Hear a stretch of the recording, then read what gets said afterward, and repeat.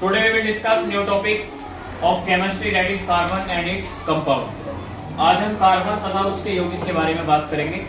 सबसे पहले बात करते हैं कार्बन की। हमारे पास बहुत सारे एलिमेंट्स हैं, जैसे कि हमारा एलिमेंट्स है hydrogen, helium, lithium, beryllium, boron, carbon, nitrogen, oxygen, chlorine, neon, sodium. ऐसे बहुत सारे एलिमेंट्स हैं, चलते रहेंगे। जो आपकी क्लास 10th है उसमें कम से कम आप जो है 1 से लेकर 30 तक सभी एलिमेंट्स के परमाणु संख्या, परमाणु भार और उनका इलेक्ट्रॉनिक कॉन्फ़िगरेशन ये सब आपको पता हो, यानी कि आपका एटॉमिक नंबर क्या है, एटॉमिक मास क्या है और इलेक्ट्रॉनिक कॉन्फ़िगरेशन क्या है, ये चीजें आपको पता हो। तो सबसे पहले हम बात कर रहे हैं कार्बन की। कार्बन का एटॉमिक नंबर होता है 6। कार्बन का एटॉमिक नंबर कितना होता है? 6, यानी कि 2,4। पहली सेल में 2 इलेक्ट्रॉन होते हैं, 2-3 में 4 वाली सेल में 4 4। ये है पहली सेल, पहली कक्षा कार्बन की। इसमें 2 इलेक्ट्रॉन और 1 2 3 4। दूसरी सेल में 4। तो बाहर वाली सेल में 4 इलेक्ट्रॉन जी। कार्बन की जो वैलेंसी है वो है 4 जी, क्योंकि कार्बन की लास्ट वाली जो सेल है उसमें 4 इलेक्ट्रॉन है। ठीक है, अब जैसे हमारे पास दूसरा एलिमेंट है, दूसरा एलिमेंट है हमारे पास सोडियम। कोई एलिमेंट है हमारे पास सोडियम, फॉर एग्जांपल मैंने ले लिया, तो इसकी परमाणु जो संख्या वो है 11। एटॉमिक नंबर कितना है सोडियम का? 11 है। तो जब 11 एटॉमिक नंबर है इसका, तो 2,8,1। पहली सेल में 2 इलेक्ट्रॉन आएंगे, दूसरी सेल में 8 आएंगे और लास्ट वाली सेल में 1 इलेक्ट्रॉन आ जाएगा, इसलिए इसकी वैलेंसी हो जाएगी 1। अब इन इलेक्ट्रॉनों को हम फिल कैसे करते हैं, इन इलेक्ट्रॉनों को भरते कैसे हैं? इन इलेक्ट्रॉनों को भरने के लिए हमारे पास एक फॉर्मूला है 2n का स्क्वायर। 2n का स्क्वायर यानी कि अगर सेल नंबर 1 हो, n का मतलब है नंबर ऑफ शेल। सही मार रहे दोनों, नंबर ऑफ शेल। तो पहली सेल में की बात हम कर रहे हैं, ठीक है, पहली सेल। तो n की वैल्यू मैंने ली 1। अब यहां से 2 × 1 का स्क्वायर कितना हो जाएगा? 1 का स्क्वायर 1 2। तो पहली सेल में 2 इलेक्ट्रॉन आ जाएंगे हमारे। अगर मैं n बराबर 2 ले लूं तो 2 × 2 का स्क्वायर 2 × 4। दूसरी सेल में 8 इलेक्ट्रॉन आ जाएंगे। चिल्लाना नहीं है किसी को, चिल्लाना नहीं है, चुपचाप सुनना है सिर्फ। n बराबर 3, 2 × 3 का स्क्वायर 3 × 9 = 18। तो पहली सेल में 2 इलेक्ट्रॉन आएंगे, दूसरी सेल में 8 इलेक्ट्रॉन आएंगे और तीसरी सेल में हमारे 18 इलेक्ट्रॉन आ सकते हैं। ऐसे ही संख्या बढ़ती जाएगी n की और ऐसे इलेक्ट्रॉन हम फिल करते जाएंगे। तो हम बात कर रहे थे कार्बन की। कार्बन जो है 4 जगह से घिरा होता है, 1 2 3 4। ठीक है, तो कार्बन 4 जगह से घिरा हुआ है। इसके पास आउटर मोस्ट सेल में 4 इलेक्ट्रॉन है। कितने इलेक्ट्रॉन है? 4।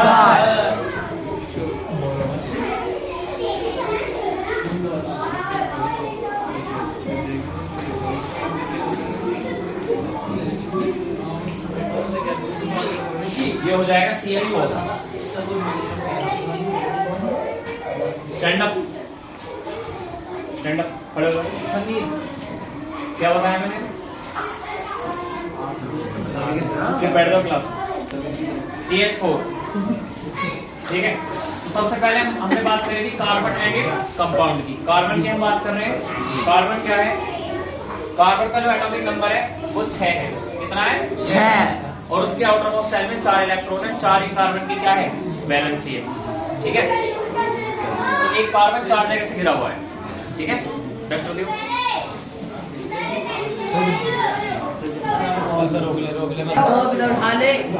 Carbon and it's compounds.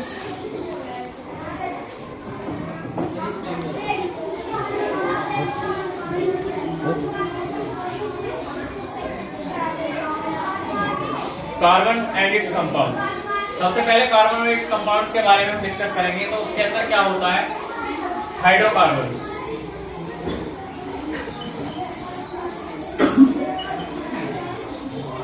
Hydrocarbons क्या होते हैं?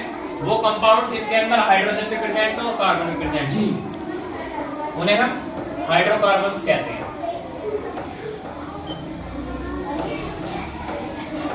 जैसे कि मीथेन CH4, ये क्या है? हाइड्रोकार्बन है।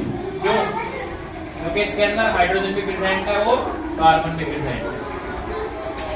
अब हाइड्रोकार्बन को दो भागों में बांटा गया है, एक होता है सैचुरेटेड हाइड्रोकार्बन,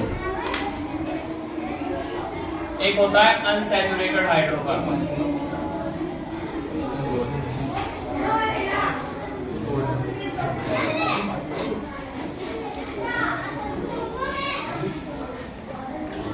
जो आपका सैचुरेटेड हाइड्रोकार्बन है वो सिंगल बॉन्ड, और जो अनसैचुरेटेड है डबल बॉन्ड और ट्रिपल बॉन्ड के बारे में बात करता है। अब सबसे पहले हम सिंगल बॉन्ड, डबल बॉन्ड और ट्रिपल बॉन्ड में क्या होता है इसके बारे में डिस्कस करेंगे, जो कि बहुत ही ज्यादा इंपॉर्टेंट है।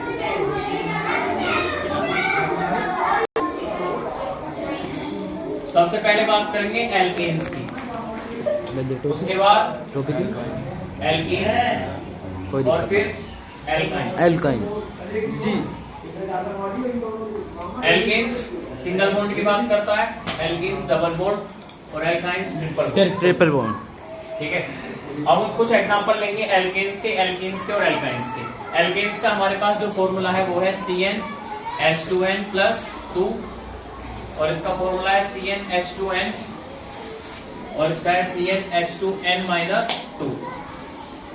अब अगर मैं n की वैल्यू इस फॉर्मूले में 1 रखूं, n बराबर जो है 1 रखूं इस फॉर्मूले में, तो C1H2 × 2 + 2 ये हो जाएगा हमारा 2 दूनी 4 2 6।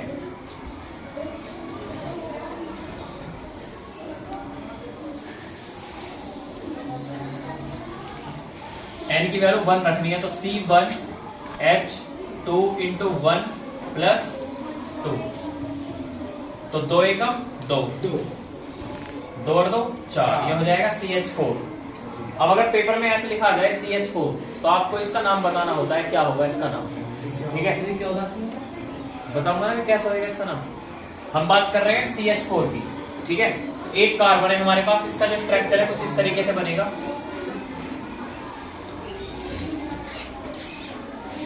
CH4। अब अगर हमारे पास कार्बन की संख्या 1 है तो हम रूट वर्ड में लेंगे मीथ।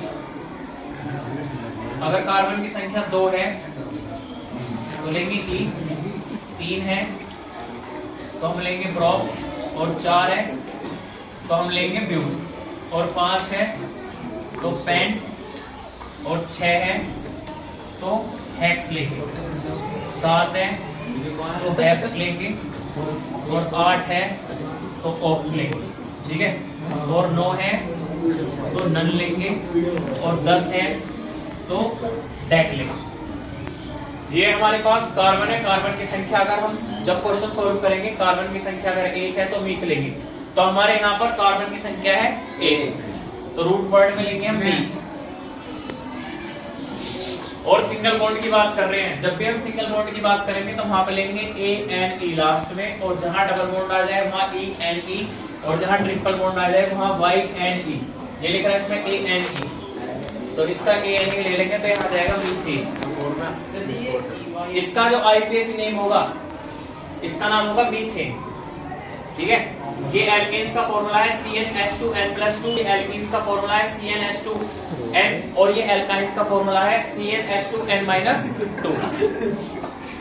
तो इसका नाम हो जाएगा मीथेन। समझ में आई बात। अब जैसे मैं